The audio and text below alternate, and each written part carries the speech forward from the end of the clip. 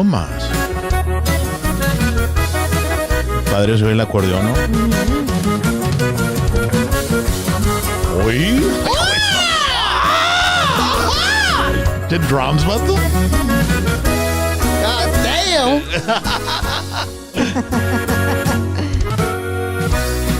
Cada día se va y no estás. Me está matando la soledad. What's going on, ladies and gentlemen? We have that singer right there you're listening to here tonight in the studio. Yeisi's going to be with us in just a little bit. Want to welcome you to another edition of Hashtag PBT Thursday Night Live. All right. Woo! We're still buzzing from last night's show with the Green Hit. Yes, we are. Boy, man, we had a great time with those guys. If you didn't see the show last night, you got to go and check it out. But we enjoy you being with us live, ladies and gentlemen. And tonight's show is brought to you by Dr. T's Primary Care for Men and Women. Feeling sluggish, tired, gain weight. Te dicen el mesero porque nomás te dan ganas de hacer el sexo una vez por mes. So te dicen el mesero. You shouldn't be just once a month, guys. No, not you at need all. it once a week at least. At least once a week. What you need to do, es que se les cae el testosterone, carnal, y ya no tienen ni se les está acabando, and they need to go and they need to get it checked. Dr. T's Primary Care for Men and Women too. Believe it or not, testosterone can work for women at very, very small amounts. As a matter of fact, as well, if you're losing your ganas as well, you know. Pero it's because we have a lot of stress and a lot of things going on in our lives, and Always. sometimes you don't have the energy just because you expend it all on everything else you're doing. And then by the time you want to do something fun, you don't have energy. But it's because you're probably low on testosterone. Yes. So give them a call, 956-441-2188, 1-855-771-1650. Go to drtees.com. Learn more about hormone replacement therapy, weight loss therapy, IV vitamin infusion, and peptide therapy, all designed to help you feel great and healthier again. Make an appointment. They're in McAllen and Harlingen. And the other day I went, dicen que ya no hay en la puerta con el I teléfono. know. That's awesome. That's a good thing. Yeah. and then I'm getting messages from people saying thank you for advertising Dr. T's. It's the greatest move I ever made. So I'm telling you, folks, awesome. you need to go to drtees.com and find out what's going on. Also, we want to thank Chorizo de H-A-H. Oh, yeah. Local family brand, La Familia Hinojosa, since 1947. These guys, they put chorizo on the map here in South Texas, and they're making a big comeback. Same great taste as you grew up with. And it's not just for breakfast. They had like an Italian dinner going on. Yes. Do you have it there, baby? I do. Put it I on. do. Check It's this right out, here. Jax. This is amazing. And Look. JC, look at that. Ooh. It's spaghetti, and they put you got the wine, the spaghetti, and then in the spaghetti you can put the chorizo in there, man. And I was like, how?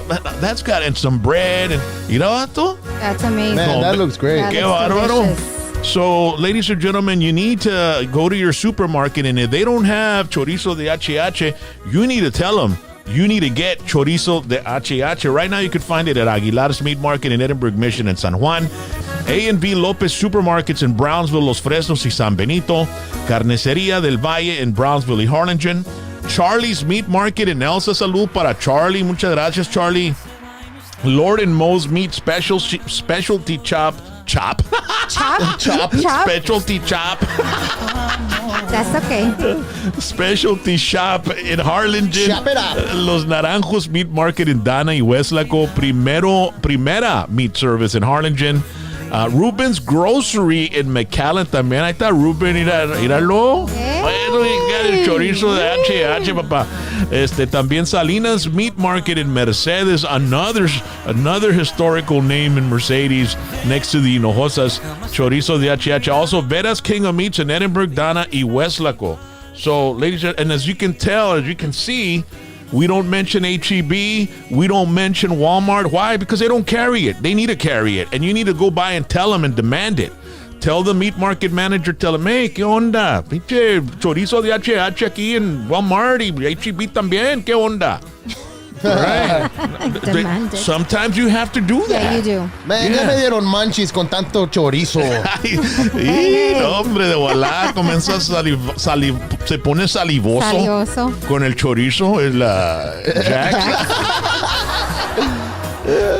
It's the best chorizo in town. Chorizo de HH is the best chorizo in town, baby. Hey, ladies and gentlemen, if you want to be part of the show of hashtag PVT and you want to sponsor, we have enough space for like 3 more endorsements, 3 more sponsors, 3 more advertisers.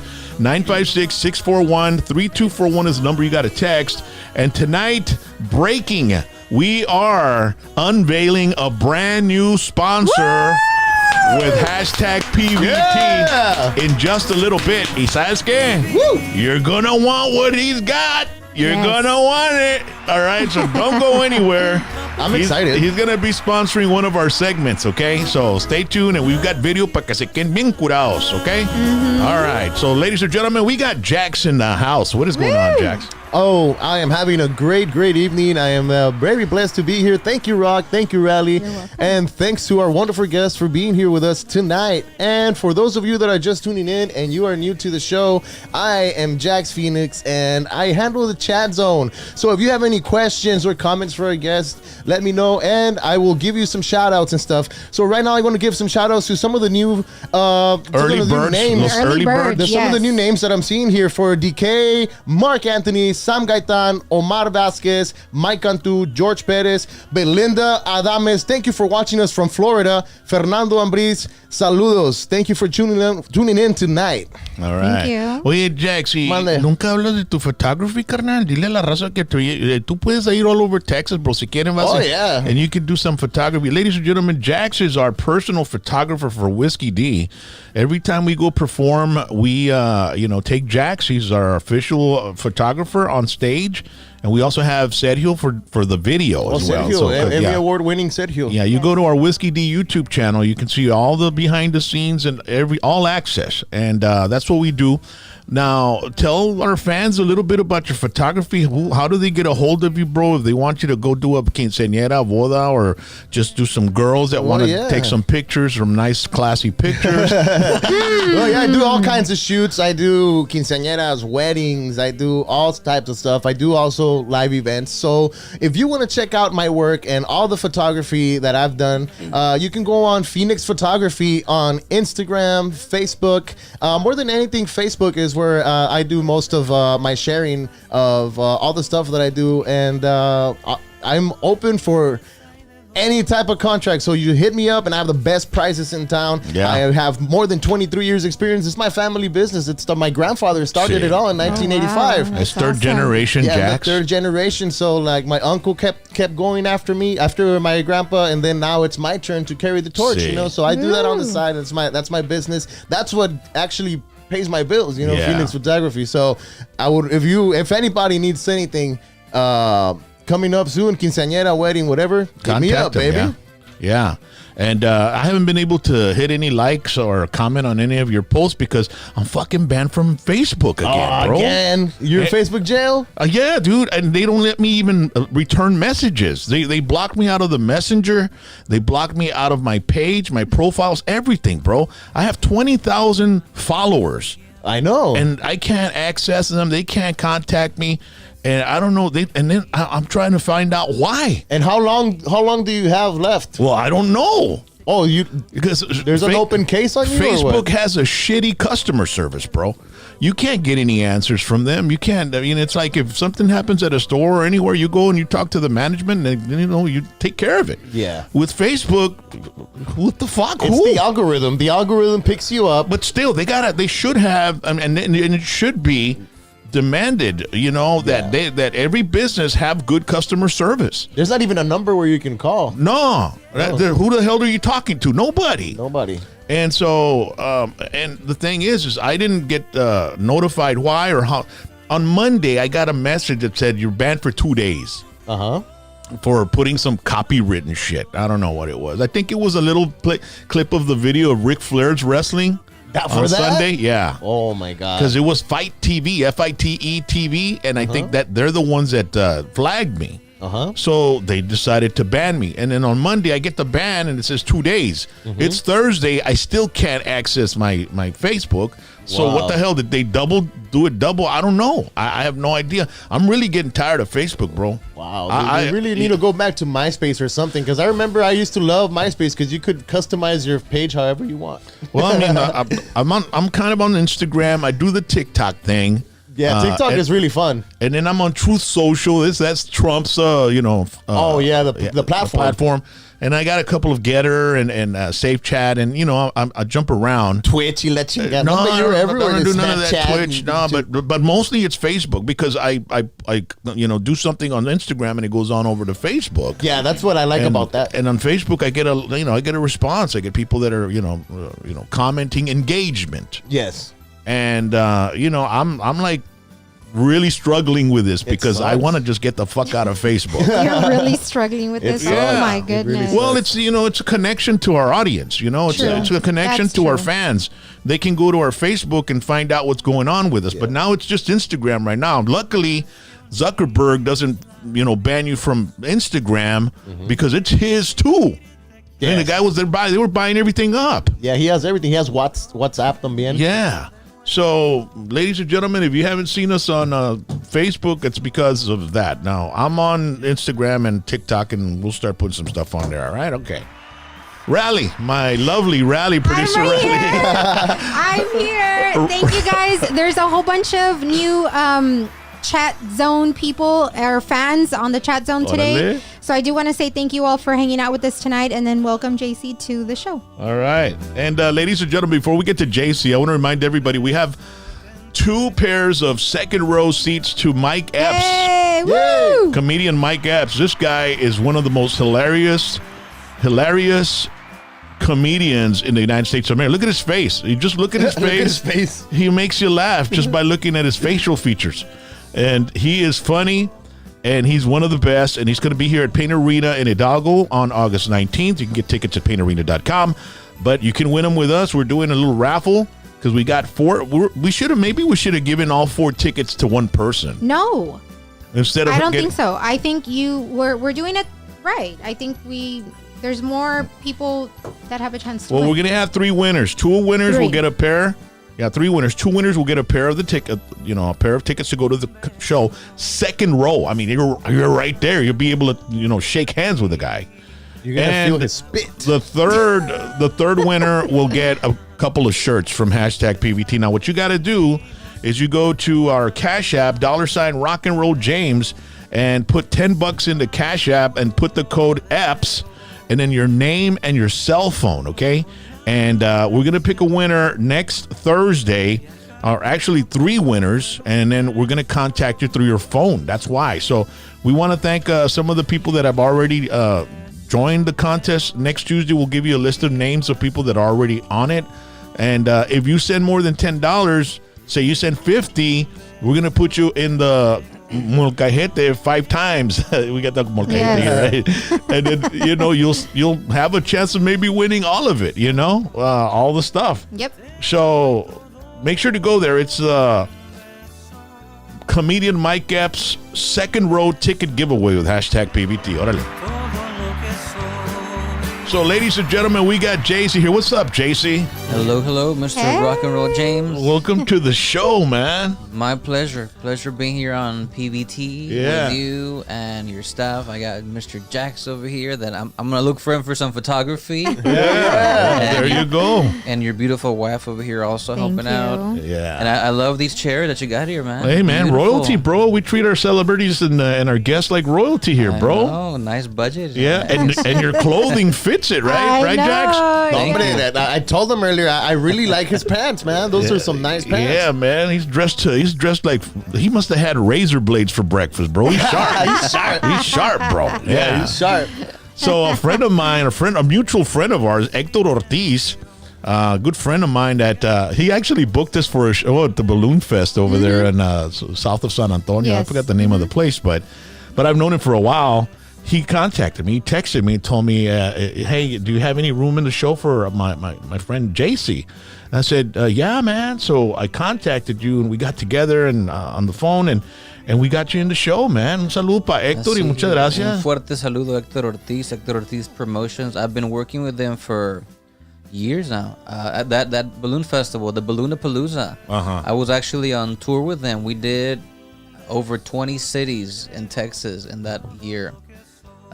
So yeah, big shout out to Hector, and he makes a lot of things happen for me. He's a big help. Yeah, he in does. my music career. Y bien linda gente, bro. The nicest guy. Yeah. The nicest guy you'll ever meet. He is a straight shooter, and if he can help you with anything, he's usually up to always lending a hand to anybody. Yeah. Where are you from, man? Anyway, From McAllen. McAllen. So you were born and raised here in McAllen?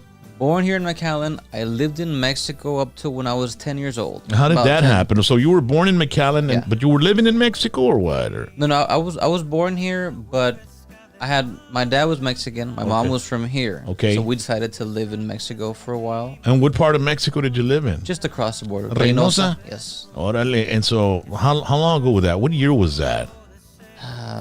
Was it in the 80s or was it in the 90s? I moved here around 1994. Okay. How old are you, if you don't mind me 38. asking? 38. So this was when you were 10 years old. So 10 years old. that's what, 28 years ago, right? Is my math correct? Yes. So I think 28 years ago, and so it's 2022. 28 years ago is what, 1998, something like that, right? Or what? Something like that. I don't know. I was never very good at math. That makes two of us, bro. I just know how to count money. I just bust out the calculator. And yeah. I'm still on vacation, so I can't help you Our guys. fucking phones are making us dumber, dude. My you know what I'm brain is saying? just like- you just go to your phone now. Yeah, it's already hardwired that way. So you were born in what year?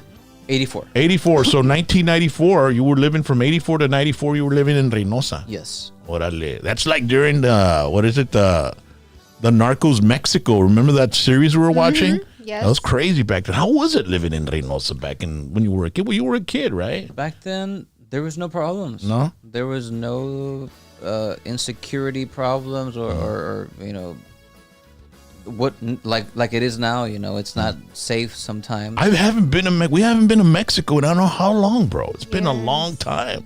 It wasn't like that. I remember you could be out late at night with no problem. Now, not so much. Because when they caught in that series of Narcos Mexico, when they catch those big guys, it's like the late 80s or something like that. And so Reynosa, what was your dad doing in Reynosa? Was he working out there or what? Yeah, well, that's where he was born, so that's where he worked. And how was it growing up in Reynosa? Did you go to school there, and was it like a middle class thing, or were you guys struggling, or how was it? No, I went to a private school. Oh, what? I had good schooling. I mean, it was nice. I mean, I don't remember having any hardships or anything. It was nice, but my mother, she was born here, so she always had the idea to eventually bring us here. Wanted us to learn English, obviously. Yeah. And we made the transition like 93, 94. And I've been here since. I've lived in a few parts of Mexico subsequently for music purposes. Yeah. Monterrey, Mexico City. Yeah. Ciudad Victoria for a little bit, but mostly here. Here's where I went to school. I studied music here at just across the street here at University of back then it was Pan Am. Now it's UTPA. Now it's UTRGV. UTRGV.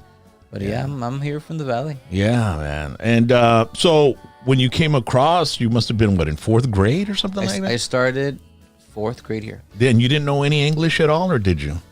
I knew a little bit because I did go to, besides going to school in Mexico, I also went to a private school at night for just English. But I also had a lot of white relatives. Okay. I have a lot of relatives in like Galveston, Shreveport, Hitchcock. And that's on your mom's side? Yeah. So your mom is Anglo, or is she? No, she's Mexican, but she a lot of my grandma's sisters married white men. Órale. So I have a lot of redneck cousins. And I bet they get into your music, bro. Put that song on, JC. Sing that song. Yeah. we used to spend a lot of summers in Galveston. Well, that's nice. So I knew my way around English, but it's not until you move here that you pick up the conversational and all the colloquial and all the inside jokes and stuff like that. You graduated out of McAllen High, or which school? Nicky Road. Nicky Road. So you were a warrior, Warriors. man. Oh, Yes, my. sir. And when you were in school, were you in athletics, or were you in the music, or were you in choir, or what were you doing? I was in soccer. I actually played soccer all the way to college. I played here for Pan Am. Órale. Well, you look in shape for that, no? I mean, Yes. this guy could be a soccer player, right? Oh, yeah. He's got the bun going and everything. He Just like the definitely looks like he plays for España or some shit like that. Like yeah. La selección española. Los Tigres o ¿cómo se llaman los otros? Which one are you a fan of, bro? I used to be a big fan of America. America. I don't watch it as much as I would like to, but when I was growing up, you know, that was the team that I rooted for. Dude, I just can't get into soccer, bro. Really? I just like se dan en la madre por 2 horas y it's like 0-1 or something. And then if it's 0-0, pues dale la bola al vato y dale 10 chances de, you know, give him 10 shots to go in and see what the hell. And so it puts it all on the damn guy that's holding the net, you know what I mean? Yeah. It's The goalie. So that's the exciting. Okay, I well, love it. I love if we can live through 2 hours, we might see some excitement at the end. This guy trying to make some goals in, you know, right? But bro, it's a lot of running. I get tired watching that stuff, bro. Yeah, it's a lot of running. I love to run. I still run marathons and half marathons Órale. and Oh, 10Ks. wow. Every chance that I'm here on a weekend and there's a run, I sign up for all of them. So I love to run. I also run on my own every other day. Yeah. So you were in soccer in school and no aspirations of singing, or were you trying to sing back then as well, or what? I was in the orchestra as well. I played the cello, which is the instrument that I formally studied in college.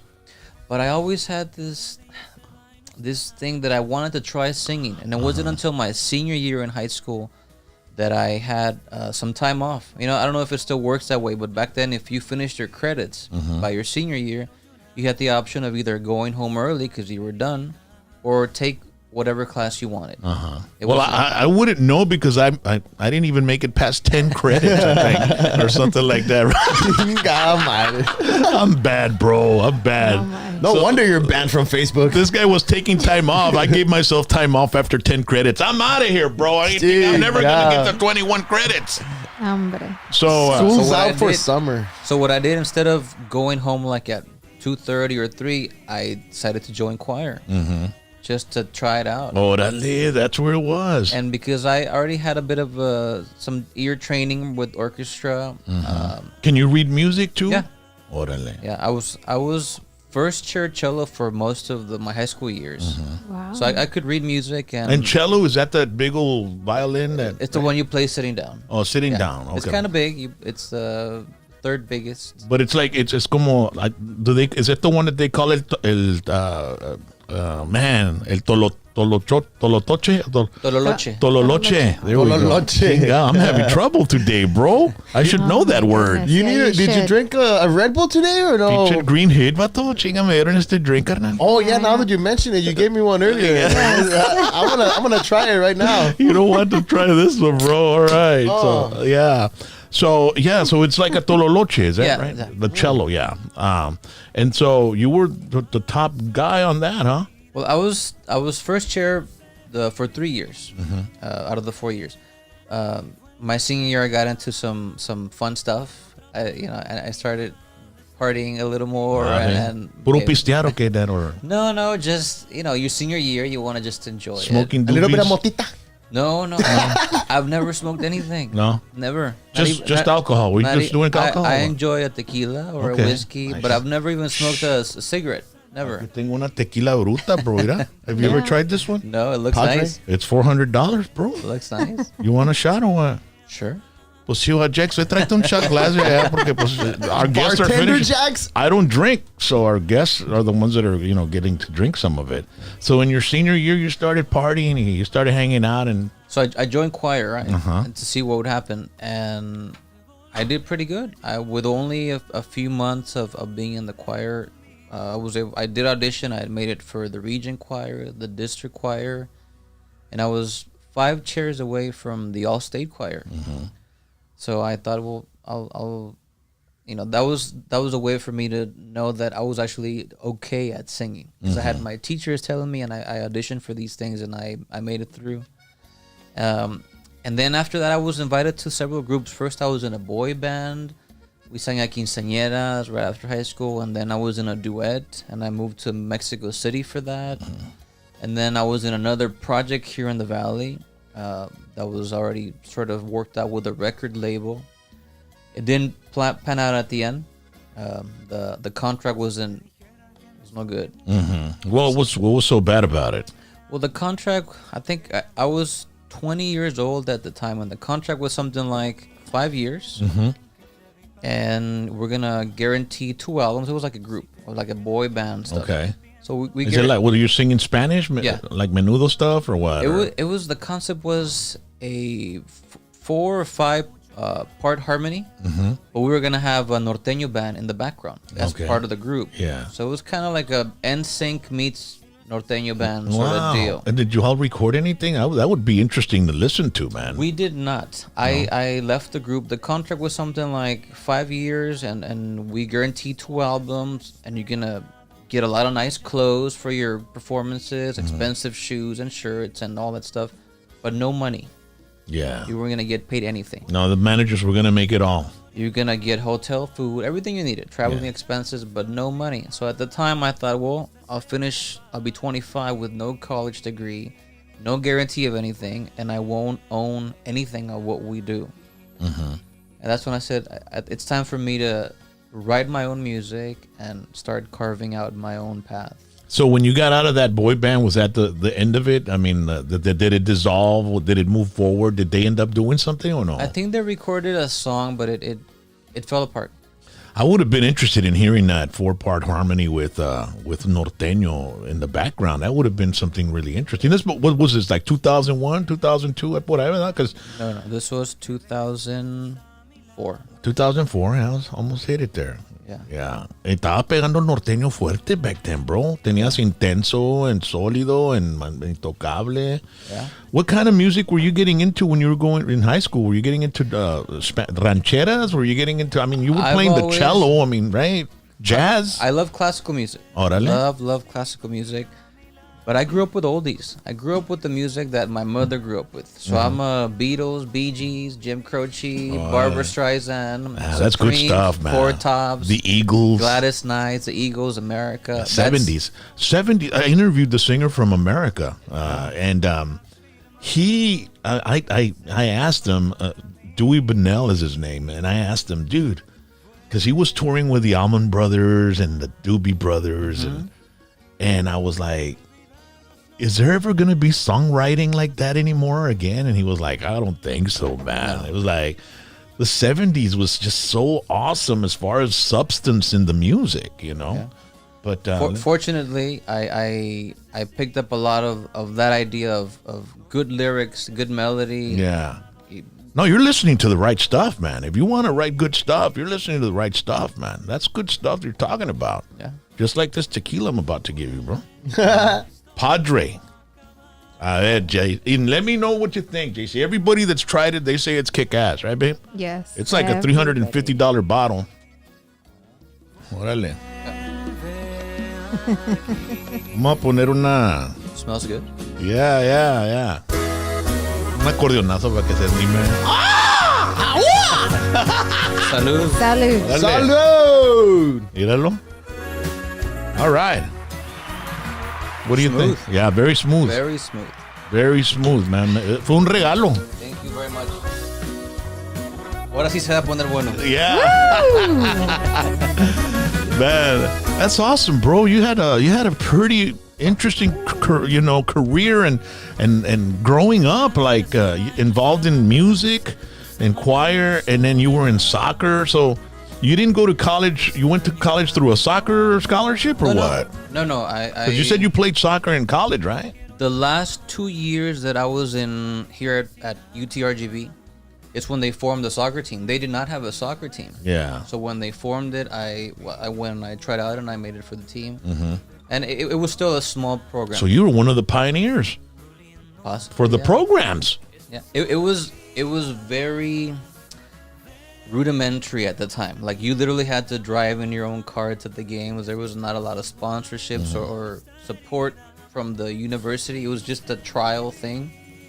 You would think, here from the Valley, full of Latinos, Hispanics, Mexicans, soccer is a big sport in Mexico. You would have a soccer team at the local university, but they didn't. Yeah. Not even in high school. I mean, I don't remember when I was growing up, they didn't have no soccer in high school until probably the 90s or something like that. Maybe somewhere around there, right, babe? Do you remember? I don't know. Well, and now there's We soccer's, had- and yeah. that's the only way we've been able to win state championships. Because football will never do that. Because the last time the Valley had a state championship in football, I think it was '63 with the Donna Redskins. And ever since then, I mean, and then you go, and I follow the football, up to the upstate. And once they get into Converse Judson and, and Austin Westlake and, dude, forget about it. Those kids are playing like pros. Yeah. And so you get soccer, the programming starts coming around here in the Rio Grande Valley. Then Hidalgo's winning a state championship. I mean, and so they started bringing in state championships. So we got some pretty good teams down here. We do. I think down here, the soccer is like what football is up there, dude. Down here, pero Maybe. that's awesome. And I know that the soccer, cuando todos sí se ponen bien eléctricos con ese jales, cuando es el World Cup, It's coming up in November. It's at coming Qatar, up. in Qatar. Yeah. Qatar. The bars are packed at about 8 in the morning, dude. Yes. Packed. It's all day. Partying and It's like, shit. it's all day. Damn. Yeah, because there's some games happening like at night over there, and it's morning over here. So you can go to some of the bars, y están hasta el tronco, and the Mexicans, they could love that stuff, bro. Oh, yeah. And Y it's taquitos. Yeah. And then America got into it. All these Americans got into it as well. But we have a local, the toros down here. Oh, yeah. Pero Toros. it's not, no pesca mucha onda. La raza, no. I mean, I don't know if people go to do you ever go to those games? I've been to a few. Not that many. No? It's fun though. When I go, I enjoy it. It's fun to Yeah. watch. I go more when like the Mexico national team comes to Houston. Yeah. They come a lot to San Antonio. Se So pone hasta el tronco también ahí That's cuando, fun. cuando vienen aquí, no, en el You'll HEB have- Park. Yeah. you'll have That's fun. 70,000 people. Oh Yeah. my. Yeah. But those are like the stars, right? It's like the Dallas Cowboys coming down here and playing, right? Exactly. Right? So you went through college and no band in the college? Were you playing with any bands when you were in college? I did several things while in college. I sang at a couple of bars and clubs here. Back in the day, I sang at a club called City Breeze. I don't know if you remember Oh, City Breeze. babe, City Breeze. Is this the second time we hear that? Yeah. What was the last time? Somebody Somebody was here. else. Was Yeah, here that was somebody else that said- had that was in a band that played at City Breeze. I forgot who it I was. don't remember. I don't remember. Dude, we used to go there all the time. That's where I met my wife. I Yes. sang there. I also sang for a little bit at Pepe's on the River back in the day. What were you playing with City Jam? Yeah. What? He was the one there. Oh my god. No wonder he looks familiar. Wow, dude. I knew he looked that's really familiar. Con freaking Layo, ¿conoces a Layo? Yes, of course. Yeah. Gallo, gallo. Hey, how was it back then playing at City Breeze, man? I brought a bunch of girls there and stuff, bro. Well, I was young. I was like. That's twen- why I was- I'm asking. I was 21, so for me to get paid to sing, Uh-huh. and also, I mean, when you're young, everything is like a big deal, and they give you, free drinks for the night, Uh-huh. and you get paid to sing, and then you're at the front, and Yeah. you get all the attention, like you said, you get the girls' attentions too. It was a blast. There's never been another no, bar like it, I was bro. gonna say that. Never, dude. No. Oh, it used to get extremely full. Simone. Extremely full. Especially if you ever went there in the inside where the band was at, you couldn't even move. No, you couldn't. We couldn't were in dance there, at man. all. We were Yeah, in there. yeah. Oh my goodness. One of that's these days, crazy, I'll let all right? of you know how I ran into Rally over here. And it was on a Halloween night. No, Well, it was Halloween weekend. weekend. So everybody was Halloween dressed night. up like, like in costume and shit. But I had shown up from being somewhere else, and and when I told my wife, she was like, "I can't believe it. That was disgusting." Oh my god. Okay, moving on. Moving on. Moving on. But man, that was a fun time, bro. I it love was. that club, man. Yeah, It it was was awesome. great for someone new like me because I tend to be a shy person, kind of an introvert.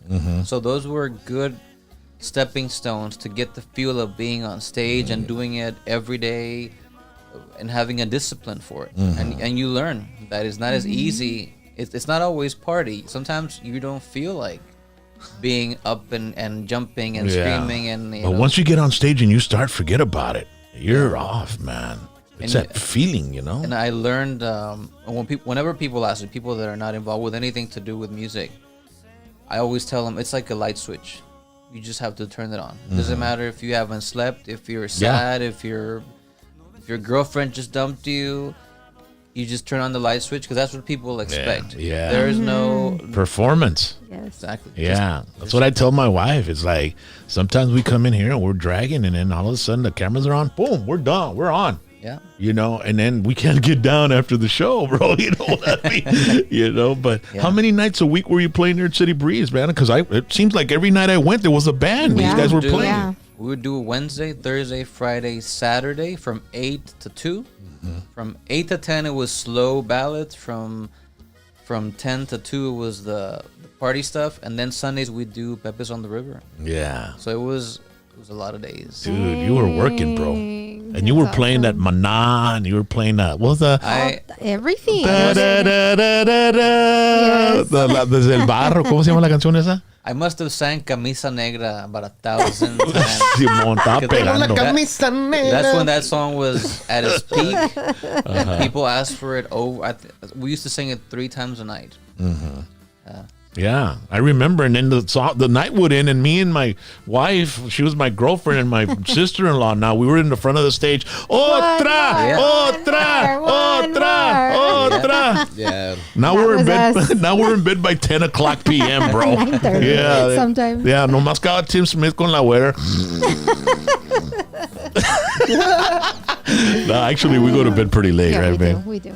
So you were with City Breeze for a while, huh? Yeah. Wow. City man. Jam. City Jam at City Breeze. And then from there on, how long did that last, bro? Because we used to go when it was like 2005. 2005. 2005. About a year and a half. Yeah, because it is tough. After a while of being there, you end up literally going to sleep at 8 in the morning, 9 in the morning, and waking up at 7 just to dress up and go back to singing. So Did it become like just a job to you, or was it like, it becomes monotonous, doesn't it? Going it every became night. monotonous in the sense that I wanted to do more. If you just want to sing cover songs and sing what's on the radio and just that's all you want to do, it's a perfect job. Yeah. But if you want to write music and produce your own music and see if you can go further, then it gets monotonous, repetitive. So very quickly. I know City Jam. Y'all didn't do any Tejano music, right? Not that I remember. No. And once you left City Jam, you were attracted to the Tejano genre, or what? No, I was interested in writing my own music. Okay. Because like I said, I grew up with songwriters. You know, if you love the Beatles, you know the Beatles wrote all their stuff. If you like the Bee Gees, they wrote all their stuff. Yeah. So all those artists from that era, late 60s through 70s, they wrote all their music. So I always grew up with the idea that if you wanted to make music, you had to write your music. So I started writing, and I eventually had about 10 songs, and I had a producer back then. He was quite successful. He was a producer for La Onda en Control. Órale. And he had earned, I believe, a couple of premios do Nuestro back in the day. Yeah. He was also married to the lead singer of La Onda. He was a good producer. And after a while, we had amassed about 10 songs. And he said, why don't you put them together like in an album? Just, you know, and take a couple of pictures and put it together. So that was the first step. We had sort of a first trial run album. Then I wrote more songs, and we did it a little bit more serious. We had more production budget. We hired musicians to come in. We hired actually some strings to come in and do the strings live. And I ended up with 3 albums of music that I wrote. That's what was important for me. It was mostly pop. Were you getting radio, support, or Not at the time. not at the time? No, it was pop ballads, and I wrote it on the piano or on the guitars. You know, I So, like. so if it would have been on the radio, what kind of a radio station would it be? Tejano, country, internacional? It would have been a Spanish pop. Spanish. It was like Camila, Sin Bandera. Órale. That's the kind. Because in Spanish, I grew up with also, oldies, Jose, Roberto Carlos, Emmanuel. Good stuff. That's stuff that I grew up with. So it was mostly love songs. My songs are primarily love songs. I like romantic music. Órale. So that's what I write mostly. And I had 3 albums. They were all pop. Later, someone made they said, if you write something pop urban, like a reggaeton style, we could put it on the radio immediately. Yeah. And it's not, it's a genre that I don't listen to as much. No, there's not much substance to it, is there? It's just fun music. But the offer, actually, it was through Hector that we worked it out. The offer was, if you produce something reggaeton, we could put it on the radio tomorrow. So I said, okay, it's an opportunity. At least get your name out there with some of these radio stations. Why not? And I saw it as a challenge because I wrote all those. It was an EP. It had 5 songs. They were reggaeton style. Are they on YouTube? And they're on. We actually have 2 videos for them. What's the name of it? You can look it up under Yeisi. Okay. Se me olvidó.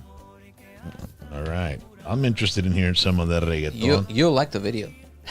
You got girls in there? I got lots of girls in there. Nah, I don't watch those videos. Ay, por favor, please. I don't like. Yeah, no, I'll let Jax watch those.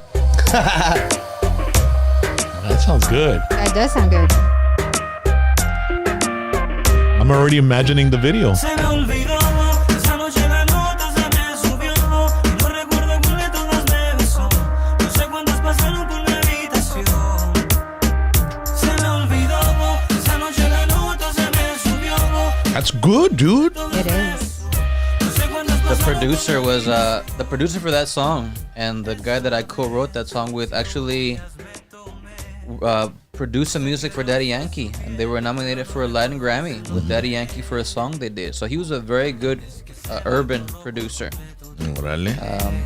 So it was a good song. I mean, it was fun to do. The They video played was it on fun. the radio right away? This was on the radio here in Monterrey. What station here was it on? Here was 90.9 Más Music. Órale. No sé cuántas pasaron por mi habitación. ¿Y el video dónde lo hiciste? ¿Aquí en el Valle? Sí. ¿Y en puras modelas o qué? Let me check that out.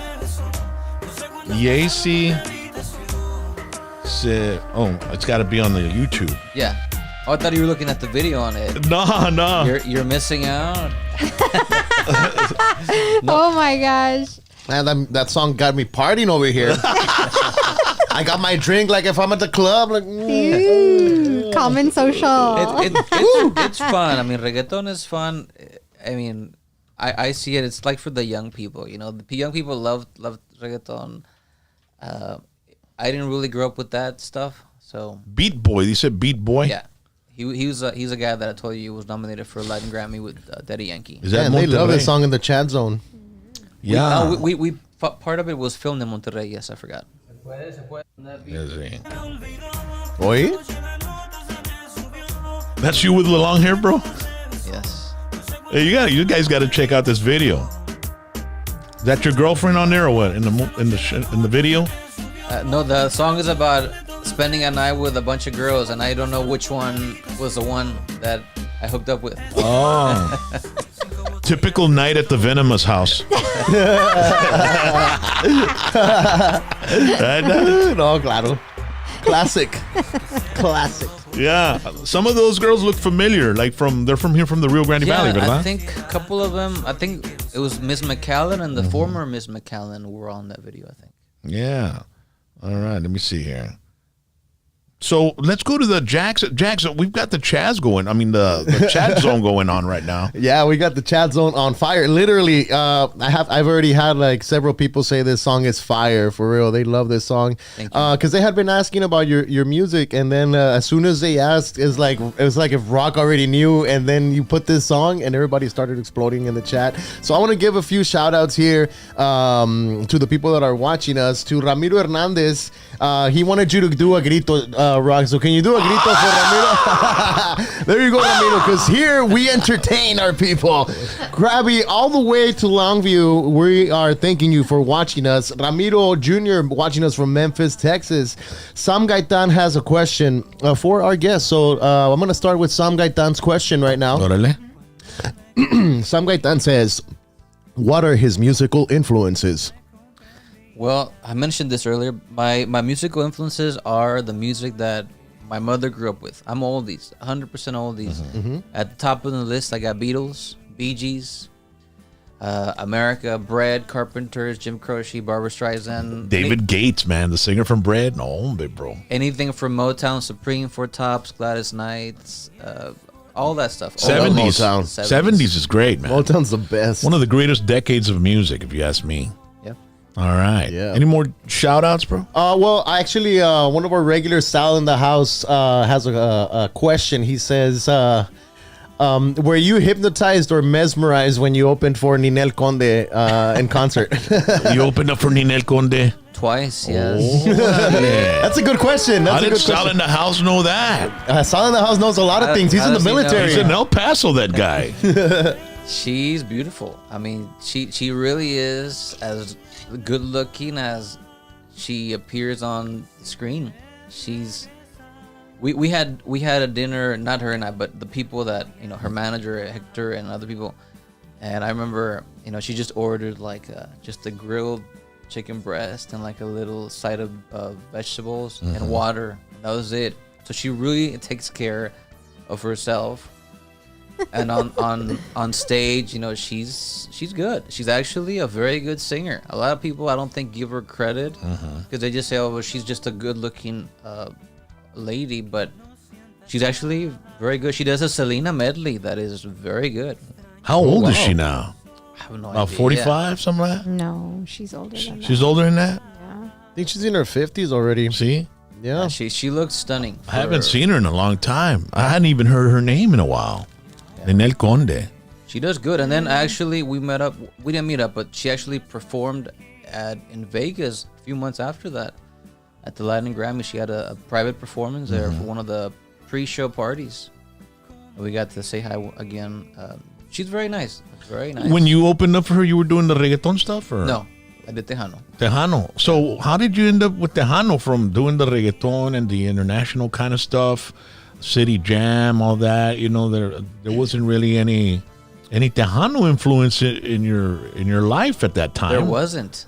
And then I mean, look at this. This is Tejano right here, bro. Well, you know, 100%. Yeah. It was an interesting road to get there. That project that I told you that I was in back in Monterrey with the boy band and the norteño band in the back. See. That was the first sort of exposure that I had to regional Mexicano music. I had heard Selena and Bobby Pulido, you know, the typical stuff here in the Valley. Emilio and Maz. But that's the first time that I was actually in the presence of musicians that were playing that, and I was drawn to that. That project ended. And how old were you when this happened? When the project ended and stuff? I was about 22. Okay, all 22. right. And I always sort of had it in the back of my mind that at some point I would go back to regional Mexicano and do something, either norteño, tejano, or something of that genre. I released 3 albums of music that I wrote, which was mainly pop ballads, but I always had it in the back of my mind. At some point I want to try it. And then on the last pop album that I did, I did 2 of the songs that were in that album that were very slow ballads. I asked the producer to do them in a norteño style, just to see what they would sound like, see if they would translate to that genre well. Yeah. So we did them, and they actually came out really, really good. One of them is actually on the new album, exactly the way it was on that trial production. And every time that I showed the pop albums, I would always say, oh, and I have this other thing. You want to check it out? Tell me what you think. And it was always sort of like they liked the pop, but when they heard the norteño, the comment was always, that sounds really good. You should be doing this.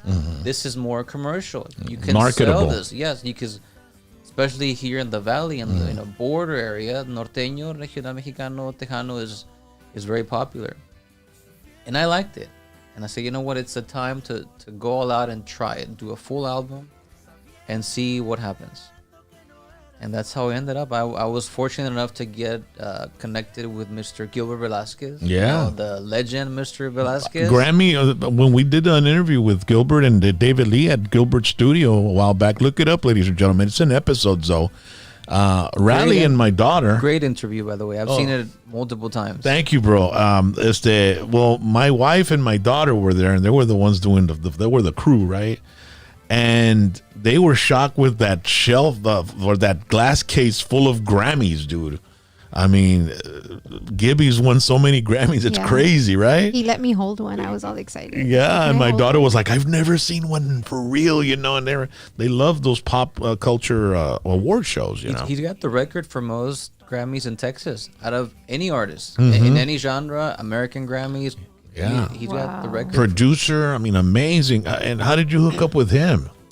Well, I have a good friend of mine, Abelardo Rivera. He's a mixing engineer. Saludos, Abelardo. He's in New York right now. Saludos. Celebrating his anniversary. I think it's 30-year anniversary. Órale. Fuerte abrazo. Blessings.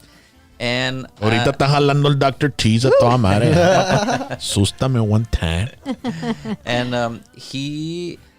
he's one of the, I would say, one of the top mixing engineers in the live music industry. Wow. He's mixed stuff for Karol G, Becky G, Chiquis Rivera, Luis Fonsi. I mean, he mixes Wow. with some pretty big artists. Big names. Most of the Intocable hits from the 90s were mixed by him. So I reached out to him and I said, I want to do a Tejano album. Recommend me a producer. And he immediately said, go with Gilbert Velasquez. He's in San Antonio. Get in touch with them, and he can deliver what you're looking for. Yeah. And that's how it happened. I went up to San Antonio. I took my songs. I showed him about 25 songs that I had written. Mm-hmm. And we literally sat in his studio and listened to every single song from beginning to end. And he had his notepad, and he would tell me, this one's a good one, this one not so much, this one is a better option for Tejano, this one... And you got to trust his judgment. The dude knows what he's talking about. Exactly. And he would take out the guitar and immediately start figuring it out, how it would go. Because for example, I had a song in my album, I had a song that I took to him that it was in 3/4. So... What does that mean? For those that know, 3/4 is a key signature in music that is mostly used for like a waltz or like a blues. Okay. It doesn't. It's a step. The way it. It's like 1 2 3 1 2 instead of a standard 4 or a 2. Yeah. So I said, I really like this song, Gilbert, but it's in 3. Can we do something with it? He's like, and immediately took out the guitar and switched it up to 4/4 time signature, and it's one of the nicest ones on the album. So. What's the name of it, man? Se llama Te Voy a Olvidar. Órale. And And it's on that one right there, right? on that one, Romance Tejano. Yeah, Romance Tejano. Let's check out your albums over here. So like you said, you need to trust the guy, trust the man, because he knows exactly what he's doing.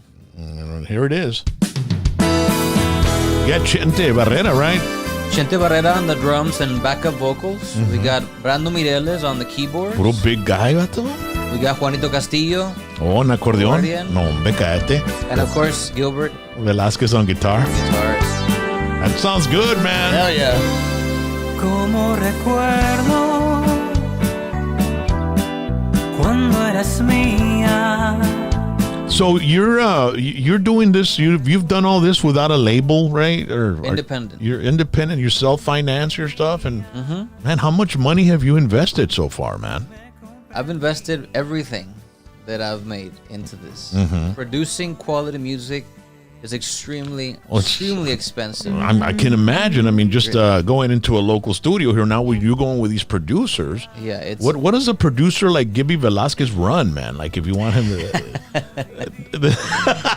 you need to call him up and ask him. Hey, Gibby, we need to do another interview. Gibby, para que me digas esto.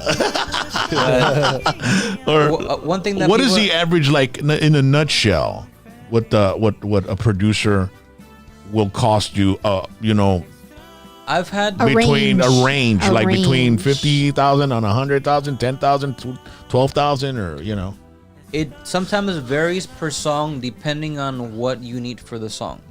For example, when I've done songs in previous albums and I needed an orchestra, I needed live strings, you gotta hire the live strings, and that's an extra cost. Yeah. You want a brass section, trombone, French horn, saxophone, you gotta hire those guys independently. Yeah, man, you never think of that shit, right, bro? Yeah. Yeah. So the producer will say, this is my fee for studio time and production, but then you want strings live, it's strings. You want a certain guitar player that might be more expensive, you want brass.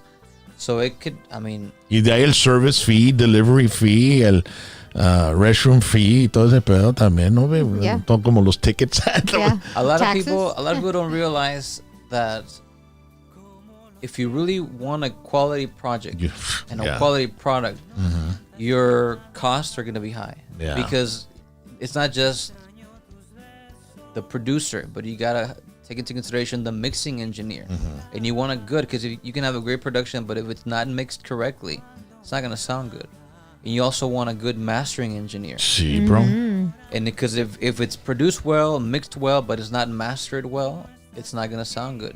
So every step of the way is expensive, and every step of the way is very important if you want the quality. And that's not even counting the video, you know, and then the marketing, The you pictures. Because when you record the album and after it's recorded and everything and done, well, what next? Well, we got to push it. That's a whole other budget. It's a whole different thing. Yeah, it's a whole other budget. And then you got to get promotional items. And then you got to make a campaign of what you're doing. In case, you know, nowadays it's a lot easier because you don't have to create discs, you know, CDs and stuff like that. You just upload it and then just market it through the internet. But back in the day, boy, I mean, they had to sell CDs and deliver them and all kinds of distribution stuff, right? I'm still old school. I produce all my albums still in physical form because that's what I liked when I was growing up. I liked purchasing the CD, and I liked looking at the credits, who wrote the I love that, song. bro, man. I'm just, I guess me and you are a lot the same, bro. So I still, right there on your table, you have the 2 albums, and I still produce some physical copies. We just came back from the Tejano Takeover in Vegas, and I had my booth there. So people could come up, and they love Take something physical. take something physical, and they can get it signed there and get a picture, and that's something that, in my opinion, cannot be replaced with just a digital download. Yeah, It can't, true. man. It can't. And that's what I hate that about tickets too. Because now you don't Yes. buy the ticket. They put it on your phone. You show your phone and they scan it and that's it. Hey, I want to Yeah. show a ticket. Mira, bro, el ticket que tengo de este concert. I have a stack of tickets from the 80s. What You I know? do is, especially, I'm a big Paul McCartney fan. We just went to see him with my family, my mom and my brother, in New Jersey about a month ago, and we just had the digital ticket. And my brother and I have gone to see him multiple times in previous years, and in the past when we had the physical ticket, I like to buy the poster there at the concert Yeah. and have it framed and put the ticket on Yeah, there. And it's a dude. nice piece for your wall. Yeah. But like you said, nowadays, Sucks. just scan a barcode. And then the youngsters are never going to know what it felt like to have that, you know? It's crazy, man. But Paul McCartney, dude, that dude, man, when he left the Beatles and he started Wings, I mean, the 70s were all his, man. Yeah. John Lennon did a song here and there, and then George Harrison también, but Paul McCartney and Wings, and then in the 80s, he recorded so many great hits. No More Lonely Nights. Yeah. And then, man, it's just like, and then he did an album of just crooning stuff. He was like in the studio at Capitol Records in L.A., and he's in there, and he's got the orchestra around him, and he's singing old crooner songs, and he's just one of the most remarkable artists ever in the history of the world, man. Yeah, we had pretty close seats at the concert, but towards the end, I made my way to the very front. I was literally front row in the center, and it was his birthday too, or his birthday was gonna happen 2 days after that concert. So he had Bruce Springsteen come up because he's from Jersey, and sing a song with them. Oh, wow, And then so later, cool. Bon Jovi came out to hand him some birthday balloons. So it was. No, they got to respect that Amazing guy. concert. That's awesome. Yeah, man, what a show, man. That's awesome, man. So, hey, man, I appreciate you coming, Yeisi. And you got that new album out now, right? Yes, we got our album Reminiscencias, and this album produced half by Gilbert Velasquez with all his crew, amazing group of musicians. The other half by El Plan. Yeah. El Plan, for those that are not familiar, they are incredibly talented musicians, but Very. not only that, they won the Latin Grammy for Best Tejano Album. We've this got year. a clip of the video. Put that video, babe. Let's check it out so the audience can watch it. La soledad aquí rodeándome. No hago más que pensar en ti. Si salgo a caminar por la ciudad, no escucho nada más que tu voz y el eco de tu adiós. Paso día y noche extrañándote, aprendiendo nuevamente a vivir.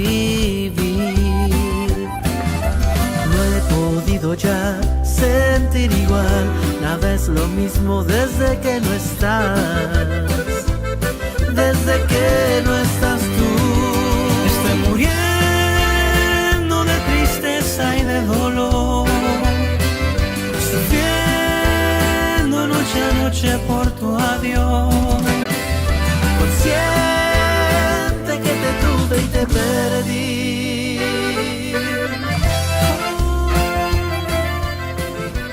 Yeah. Wow. Ooh, that was awesome. Great guys. Great guys. Your voice and his voice blend very well together. Yes, yes. It's like you got to get a double take to see who's singing, man. They're both, they sound. It sounds good. It's very compatible, very well. Yeah, they're super nice people and they're very down to earth. They produced half of the album. They produced 4 of the songs, and then we did this duet, which is a song that I wrote, and I let them do their own thing with it. I told them, here's a song that I wrote. I've already recorded this song in the past as a ballad, so you guys take it and do in your style, and to have something different. This album, the first one was very Tejano, 100% old school sort of style. In this one, I wanted to have some variety, so I added a song by my good friend Juan Treviño. I have a song from Miguel Lopez. He's from the Valley, but his songs have been recorded by Lida Reina and Jay Perez and other artists. We did a duet with Las Fenix, which is a current single, Te Quiero. Yeah, it's this one right here, man. The girls from Corpus Christi, right? Houston. Houston. Yeah. And they did an amazing job because it was during pandemic, so we couldn't get together. I recorded the song, and then they received the song, and then they did their parts. And then Abelardo, my mixing engineer, was in charge of putting it together, make it sound like if we were in the studio at the same time. Sounds good, And man. they have a very crisp and clean sound, those girls. Well, you know what you're doing, man. I gotta admit, man. Congratulations with Thank what you. you're doing with your career, and then City Jam. I mean, I'm still freaking out with that, I know, me man. too. I City know, me Jam. too. Make sure to check out his music, ladies and gentlemen. The latest is Reminiscencias. Reminiscencia. It's on all digital platforms, whatever you use, Spotify, Pandora, Apple, Amazon. If you just put it on any search engine, Yeisi, or Yeisi Oficial, which is all my social media, Instagram, Facebook, YouTube. Okay. You can see videos for singles. You can see all the, I've been fortunate enough to open up for, I've opened up for Joe Lopez 3 times. ¿Qué dice Joe? You're going to go to his party, right? His birthday party? We're going to be in San Antonio visiting him. He's ¿Por qué no? Míralo ahí está con Joe. Right there. always been very nice. Dile, dice RocknRollJames, ¿por qué no vas para su show, Dad? ¿Qué onda? I'll let him know. What other pictures we got? We got some other pictures there, right? Let me see before we go. That's a primazo Roberto Yeah. Pulido. Yeah. Yes, I got to meet him in Vegas, and I checked it off my list because I wanted to meet Mr. Pulido. Yeah, he was here the week after Vegas. He came Really? over. Oh, yeah, dude. You should see the interview. It's freaking awesome. Let me tell you real quick. I told him a story back when I was in 6th grade in the orchestra.